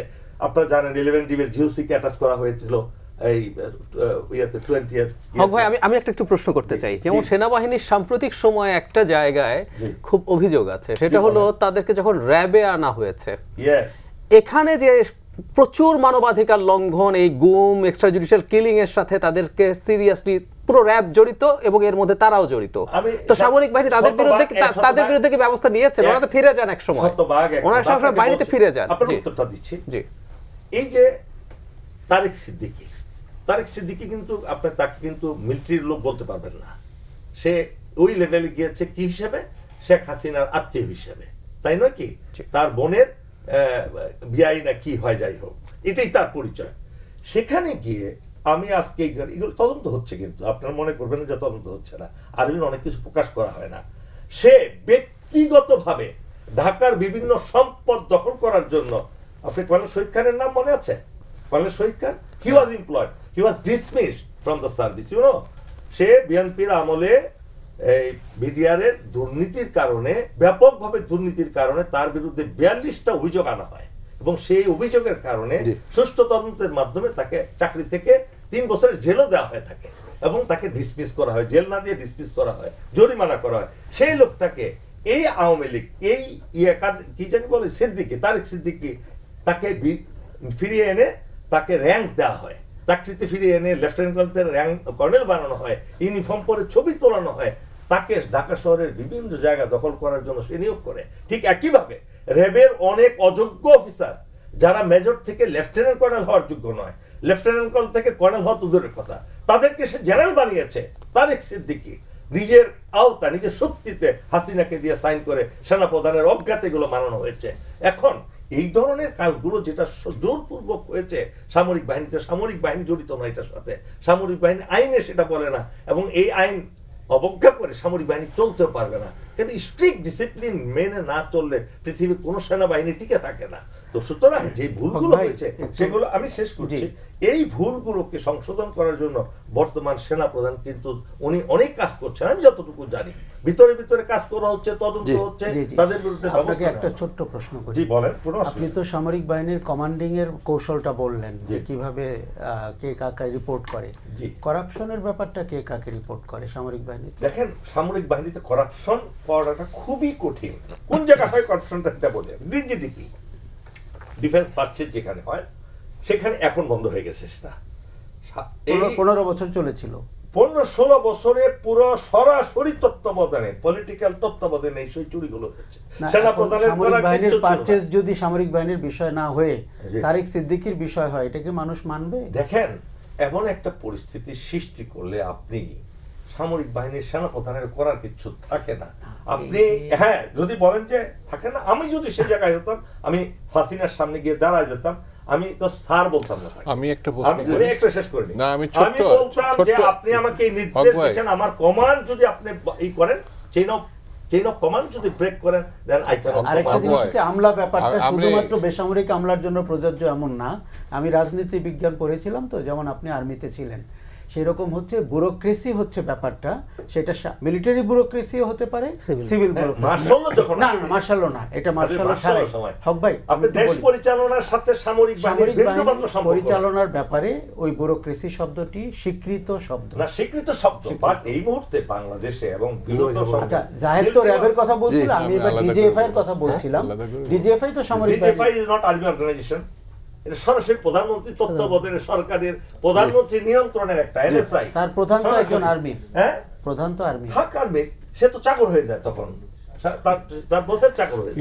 আর্মি চাকর হয়ে যায়। আর্মি কেন? আচ্ছা, আপনি যদি ওষুধ খাওয়ায় দেন, আপনি যত শক্তিশালী হন না, ঘুমা এসে যাবে আপনার, বুঝছেন? জি। হ্যাঁ, ট্যাবলেটের মাত্রার উপর নির্ভর করবে সেটা। আমরা একটু ভিন্ন প্রসঙ্গে যেতে চাই, বাংলাদেশ ভারত সম্পর্কের বিষয়ে এতক্ষণে ডক্টর জাহিদুর রহমান আপনার কাছে জানতে চাই। গতকালের ঘটনা, 30 জন বাংলাদেশি অনুপ্রবেশকারীকে গ্রেফতারের দাবি করেছে ভারতের সীমান্তরক্ষী বাহিনী বিএসএফ ও এন্টি টেররিজম সেল এটিসি। অনুপ্রবেশ ঠেকাতে এরই মধ্যে পশ্চিমবঙ্গের মালদা, দক্ষিণ মুর্শিদাবাদ ও নদিয়া জেলায় সীমান্তে শক্ত অবস্থান নিয়েছে বিএসএফ।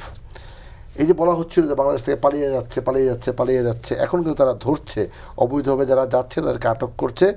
এই যে সম্পর্কের কথা বলা হচ্ছে, এটা কি আবার নতুন মেরুকরণ হচ্ছে কিনা?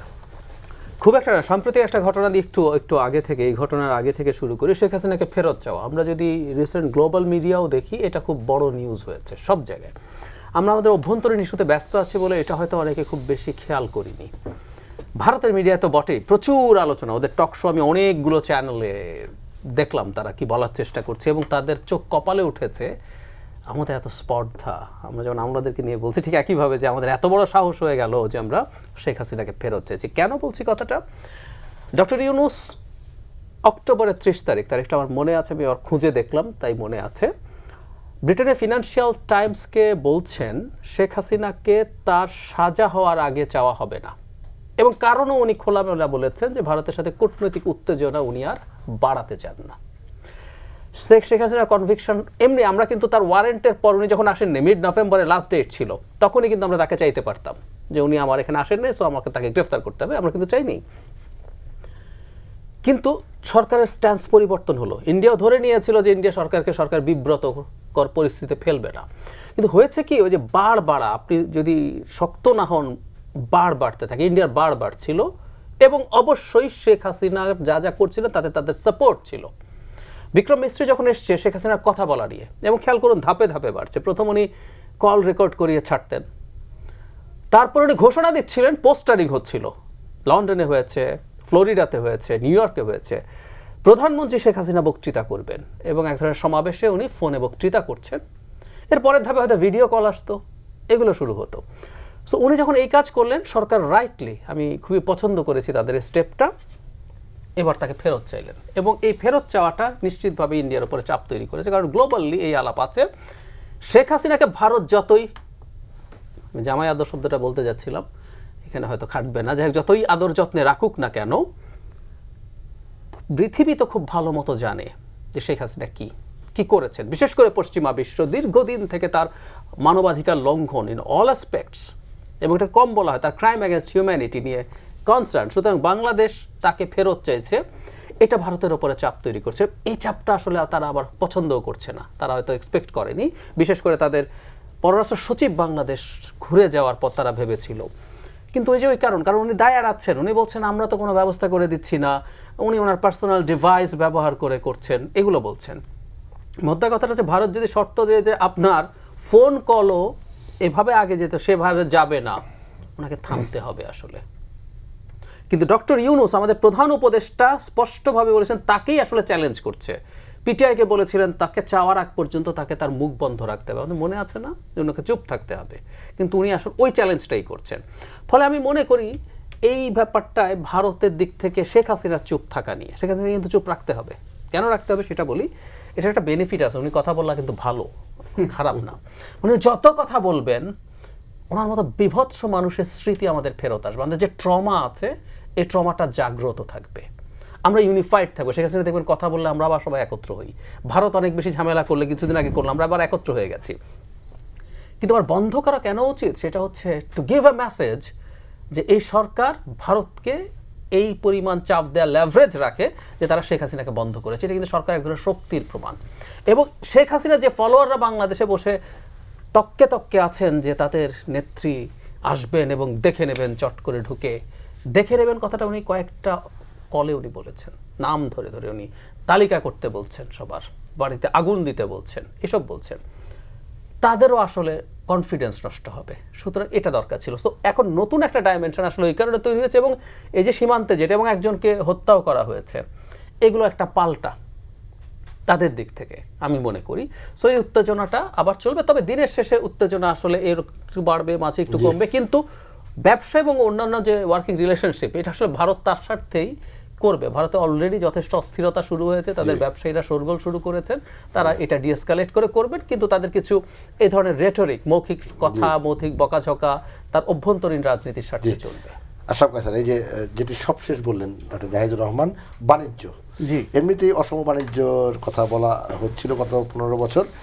এখন যদি বাণিজ্য সহ অন্যান্য অর্থনৈতিক বিষয়ে যেগুলো রয়েছে সরাসরি আমাদের সঙ্গে সংশ্লিষ্ট, এই অবনতি যদি হয় পরিস্থিতি, সম্পর্কটা, সেক্ষেত্রে কার লাভ কার ক্ষতি? দেখুন, অসম বাণিজ্য তো সবসময় ছিল ভারতের সাথে। গত 15 বছরে সেটা কিন্তু মাত্রাতিরিক্ত অবস্থায় গিয়েছিল। কেননা আপনি একটি দেশকে এমনভাবে দেশ খুলে দিয়েছিলেন, তাকে ট্রানজিট দিয়েছিলেন, তাকে সীমান্ত ব্যবহার করতে দিয়েছিলেন, তাকে আপনার দেশের নাগরিক খুন করতে দিয়েছেন, প্রতিবাদ করেননি। বিনিময়ে আপনি শুধু চেয়েছেন ম্যান্ডেটহীন একটি ভোট হবে এবং সেই ভোটে আপনাকে বিজয়ী করে উনি আবার পুতুল সরকার ক্ষমতা রাখবেন, যেটি শেখ হাসিনার সরকার।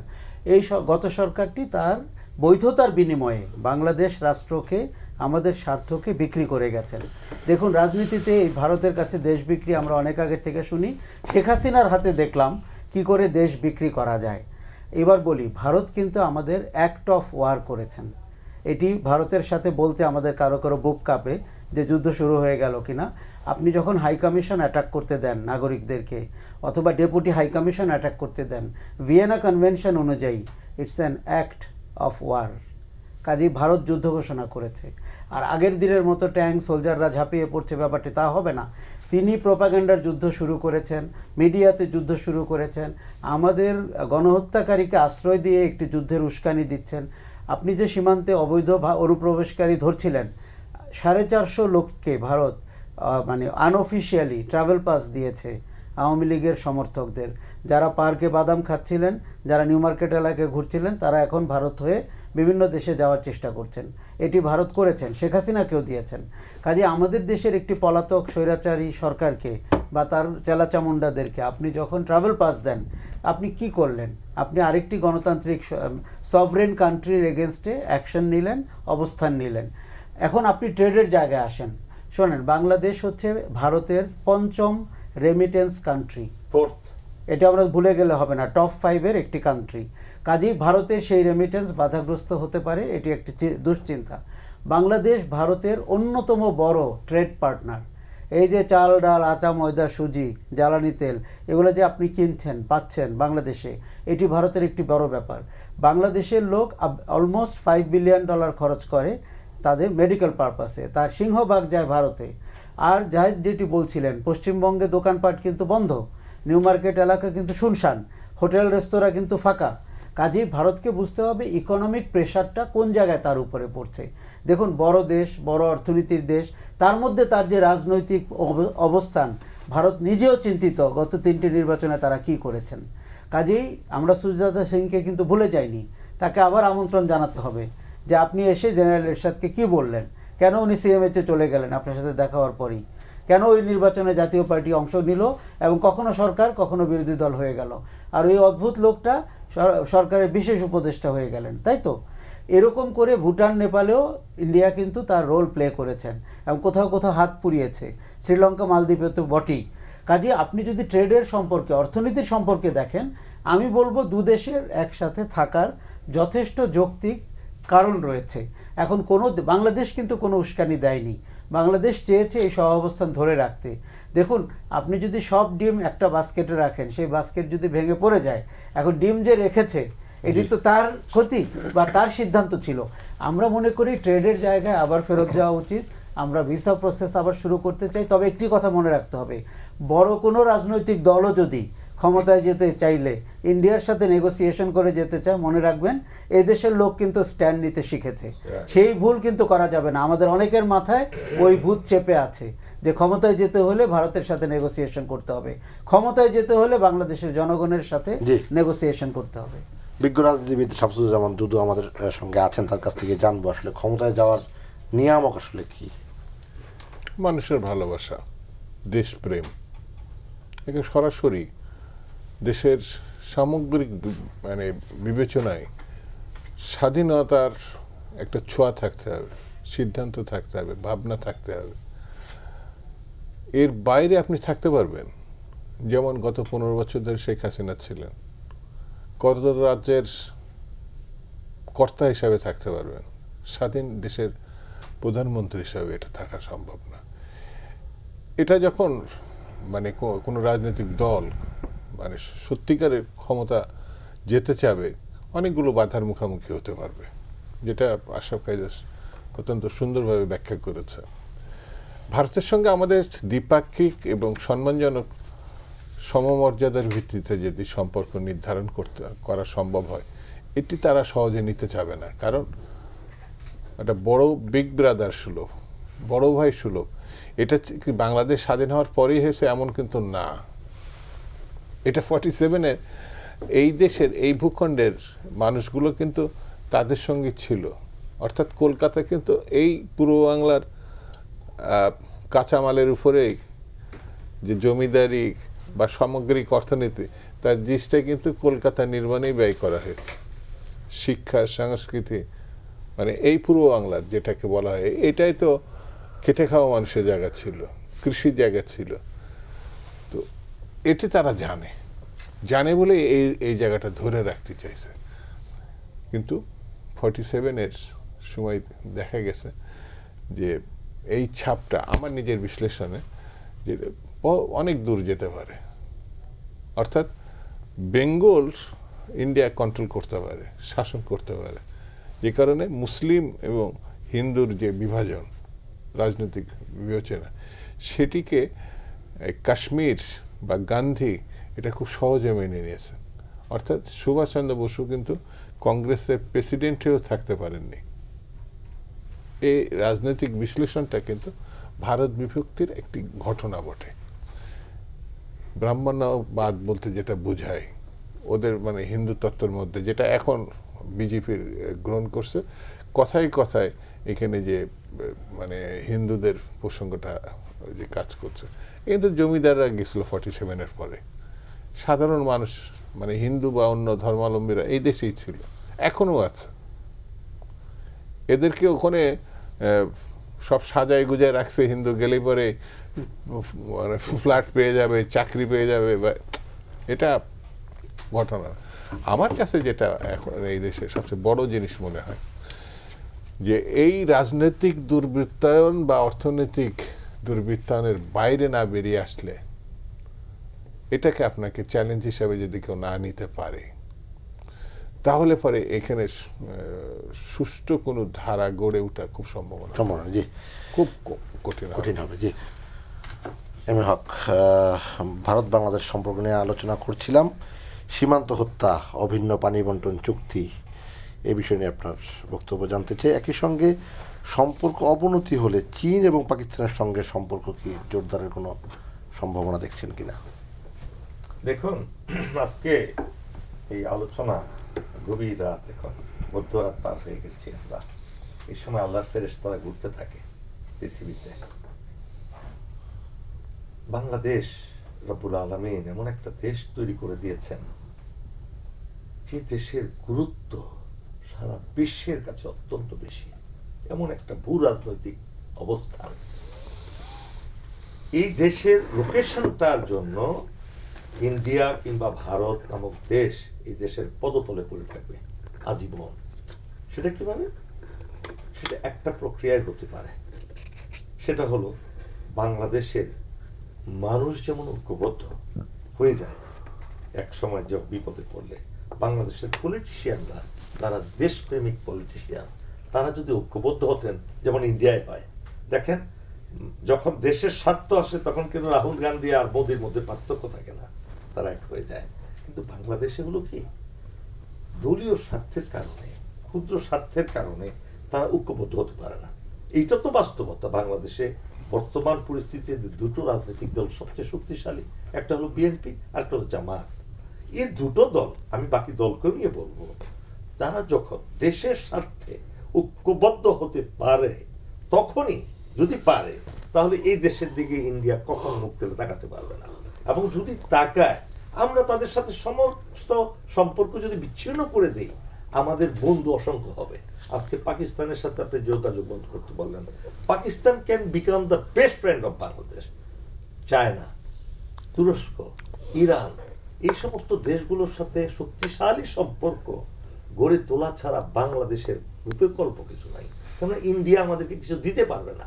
বাণিজ্যের অসমতা যেটা হয়, এটা অসমতার কারণে আমাদের বাংলাদেশের লোক অলস হয়ে পড়েছে। আজকে বাংলাদেশে হাজার হাজার একর জমি, আমি হাজার হাজার বলবো না, লক্ষ লক্ষ একর জমি অনাবাদি পড়ে আছে, চাষাবাদ করে না। সব ঢাকা শহরে এসে রিক্সা চালায়, তো ভ্যান গাড়ি চালায়, বিভিন্ন। দেখেন ঢাকা শহরের লোক লোকারণ্য, অথচ এলাকায় কোনো লোক নাই। আপনার যখন ভারত গরু বন্ধ করে দিয়েছিল, আমাদের দেশে এখন গরু কিন্তু দ্বিগুণ উৎপাদন হয়। কুরবানির ঈদে গরু বিক্রি হয় না, এত গরু হয়ে যায়।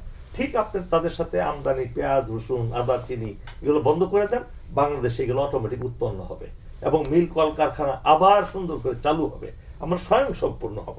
দেখুন, আরেকটা জিনিস আমি ভয় পাই, আমাদের রাজনীতিবিদরা যখন ক্ষমতায় আসবেন, এই থিওরিতে আজকে কোনো এক জায়গায় এক ব্যক্তি বলছিলেন, 10টা হুন্ডা 20টা গুন্ডা, এলাকা ঠান্ডা। এই যে একটা থিঙ্কিং, আমি এলাকা দখল করব, এলাকার আমি লোকদেরকে অবৈধভাবে ব্যবহার করে আমি এলাকার সমস্ত লোককে নিয়ন্ত্রণ করব, এই রাজনৈতিক পলিসি থেকে রাজনৈতিক দলকে বের হয়ে আসতে হবে। তাদেরকে জনগণের সেবক হতে হবে, নেতা না। নেতা হন জনগণের ভালোবাসা। যেমন দুদুভাই বললেন যে ভালোবাসা, সেই জনগণের ভালোবাসা কয়জন নেতাকে ভালোবাসে বাংলাদেশে বর্তমানে? আপনি তো দৃশ্যমান একজন নেতা দেখাতে পারছেন না বাংলাদেশে, যে পুরো দেশের জন্য জিয়াউর রহমানের মতো যেমন এক ডাকে উইদি বোল্ট বলার সাথে সাথে সারা দেশ ঝাঁপিয়ে পড়েছে, এই ধরনের নেতা একজন কি আছে এখন বাংলাদেশে? নেই। তো আমাদের এটা ব্যর্থতা। তবে সর্বশেষ আরেকটা কথা না বললেই নয়, এই সরকারের কিন্তু খালি সমালোচনা করলে হবে না। বর্তমান অন্তর্বর্তীকালীন সরকার কোনো রাজনৈতিক অভিলাষ নিয়ে তারা ক্ষমতায় আসেনি। তারা কিন্তু একটার পর একটা কাজ করার চেষ্টা করছে।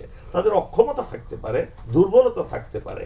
এই দুর্বলতাকে সবলতা দান করার জন্য পলিটিক্যাল পার্টির সাহায্য দরকার, সহযোগিতা দরকার।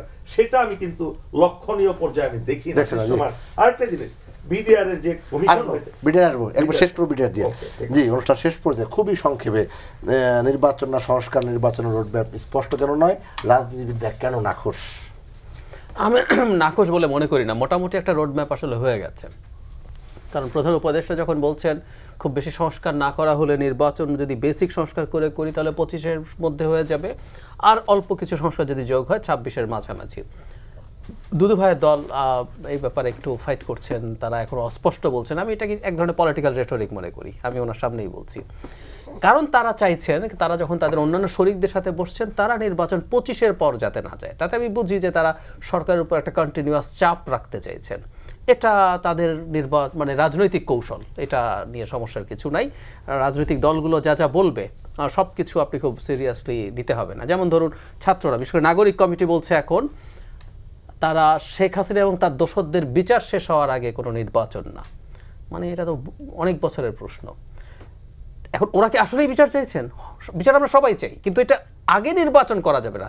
ওনাদের আবার চিন্তা আছে যেহেতু লম্বা সময় পেলে তারা দল গোছাতে, ওনাদের দল করবেন ঘোষণা দিয়ে দিয়েছেন, দল গোছাতে সুবিধা হবে, তাই তারা তাদের মতো করে ভাবছেন। এই হচ্ছে বিষয়। এবং একটা ডেমোক্রেটিক পরিবেশে আসলে এই জিনিসগুলো স্বাভাবিক। মানে আমরা একদম নতুন, হঠাৎ করে অনেক বছর পর এগুলো হচ্ছে।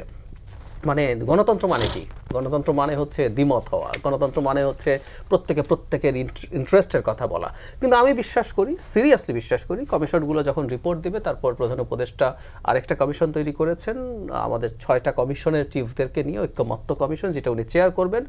তারা বসে সব দল যারা এখন আছেন, যারা ভবিষ্যতে আসবেন, সবার সাথে আলোচনা করে আমরা একটা সমাধানে পৌঁছতে সমাধান। আর একটা জিনিস একটু জরুরি, সেটা হচ্ছে এই সংলাপে যে বসবো, এই সংলাপ আমরা সবাই সফল করার জন্য যাচ্ছে। আগে কেউ বলে যে আগে সংলাপ হতো, ধরুন ওই যে যখন তত্ত্বাবধায়ক নিয়ে ঝামেলা হচ্ছে, তখন আসলে সিদ্ধান্ত ছিল আমরা সংঘাতে আছি। আমরা এখন কেউ কারো শত্রু না।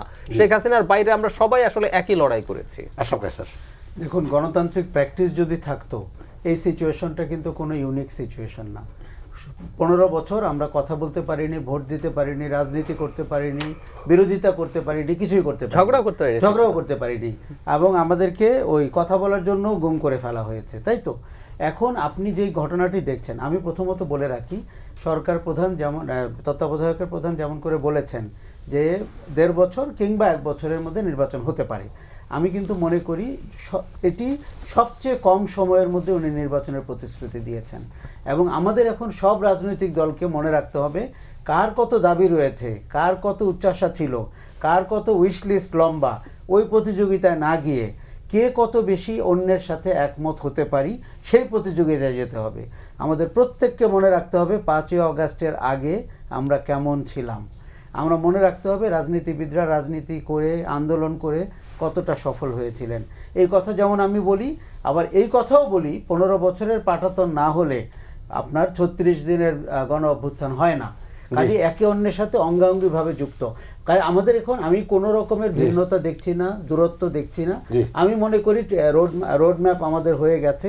রাজনীতিবিদদের প্রস্তুতি নিতে হবে, কিন্তু যেই প্রশ্নটি জরুরি, কি রাজনীতি নিয়ে তারা বাজারে আসছেন? 5ই অগাস্টের আগের রাজনীতি না পরের রাজনীতি? কি দিয়ে বাজারে আসছেন শামসুজ্জামান দুদু? মানুষের কল্যাণমুখী একটি রাষ্ট্র চাই, যেখানে মানুষ তার বুদ্ধিভিত্তিক ভাবনাগুলো প্রয়োগ করতে পারবে। সীমাহীন সমস্যা আছে। গত 15 বছরটাও যদি আমি ধরি, এখানে শিক্ষিত বেকার, অশিক্ষিত বেকার বড় পরিমাণ আছে। এই মানুষগুলোই দেখবেন তার সর্বোচ্চ সব কিছু মিলিয়ে সে সাগরে গিয়ে ঝাঁপ দেয়, যাতে কাছের দেশ মালয়েশিয়াতে বা থাইল্যান্ডে বা অন্য একটা দেশে যেতে পারে। এদের কথা একটু ভাবতে হবে। ঠিক তেমনি কৃষক, শ্রমিক, খেটে খাওয়া মানুষ, ঠিক সবগুলো যদি আমি সামনে নিয়ে আসি, এরা যদি সামনে উপকৃত হতে পারে কোনো দলের কাছে, এই আশাটা অন্তপক্ষে থাকে, স্বপ্নটা থাকে, ভাবনাটা থাকে, এর থেকে চমৎকার কাজ আর হবে না। জি, আলোচনা একেবারে শেষ পর্যায়ে এক কথায় এম এ হক, যদি এটা এক কথায় বলার বিষয় না, অনেক লম্বা আলোচনা, এক কথায় জানতে চাই যে আপনি বলছিলেন পিলখানা হত্যাকাণ্ডের বিষয়ে। আমি এখানে অনুষ্ঠানে আসার আগে আমি জেনারেল এল.এম. ফজলুর রহমানের সাথে আমার দীর্ঘক্ষণ কথা হচ্ছিল এই বিষয়টা নিয়ে। কেননা এই বিষয়টা বাংলাদেশের সবচেয়ে গুরুত্বপূর্ণ একটা বিষয়, যে ক্ষমতা জোর জবরদখলের পরপরই আমাদের 57 জন অফিসারকে নির্মম হত্যাকাণ্ডে যে ঘটনাটা, একই সাথে তাদের পরিবারবর্গকে যেভাবে নির্যাতিত করা হয়েছে, আরও 24 জনকে হত্যা করা হয়েছে, এটা পৃথিবীর ইতিহাসে দ্বিতীয় কোনো নজির নেই। এই সবচেয়ে আমরা লাকি যে জেনারেল এল.এম. ফজলুর রহমানের মতো একজন বিদগ্ধ ব্যক্তি, জ্ঞানী, বুদ্ধিমান, তেজস্বী একজন মিলিটারি লিডার এটার কমিশনের চেয়ারম্যান হয়েছেন। একই সাথে আরো গুরুত্বপূর্ণ কয়েকজন ব্যক্তিকে রাখা হয়েছে। এই ব্যাপারটা নিয়ে স্যারের সাথে আলাপ করে আমি যেটা বুঝতে পারলাম, তিনি খুবই আশাবাদী এবং এটাকে সম্পূর্ণ তদন্ত করে এটা সুষ্ঠু বিচারের জন্য তিনি প্রস্তুতি নিচ্ছেন। এত বছর পরে তদন্ত কি আসলে বেরিয়ে আসবে? শেখ মুজিবের তদন্ত কত বছর পরে হয়েছে না? তদন্ত এমন একটা জিনিস, আপনি 100 বছর পরেও তদন্তের অনেক কিছু হয়তো তখন সাক্ষী সাবুদের একটা সমস্যা হবে, আসামিদের কোনো পানিশমেন্ট হবে না, কিন্তু এখনো তো আসামিরা জীবিত আছে, এখনো তো আসামিরা আমাদের প্রতিবেশী দেশে লালিত পালিত হচ্ছে জামাই আদরে, তাদেরকে আনতে হবে। এবং এটার বিচার খুব কঠিন কাজ নয়, যদি সরকারে কঠিন হয়, কঠিন হলে শক্ত আমাদের বলে মানে আপনি যদি যে কোনো জিনিস, ওই যে আমি শুরুতে বলছিলাম না, বিপ্লবীরা বিনয়ী হলে জনশত্রুরা বিধ্বংসী হয়ে ওঠে। এখানে বিপ্লবীরা ই হতে হবে না, নরম হতে পারবে, শক্ত হতে হবে। হতে হবে। অসংখ্য ধন্যবাদ অবসরপ্রাপ্ত colonel M A Haque, Ashraf কায়েসার, doctor Zahidur Rahman এবং শামসুজ্জামান দুদু, আপনার চারজনকে ধন্যবাদ জানাচ্ছি। সুপ্রিয় দর্শক, এতক্ষণ যারা আপনারা আমাদের সঙ্গে ছিলেন, আপনাদেরকে ধন্যবাদ ও কৃতজ্ঞতা জানিয়ে আজকের অনুষ্ঠান এখানে শেষ করছি। সবাই ভালো থাকবেন, সুস্থ থাকবেন, আল্লাহ হাফিজ।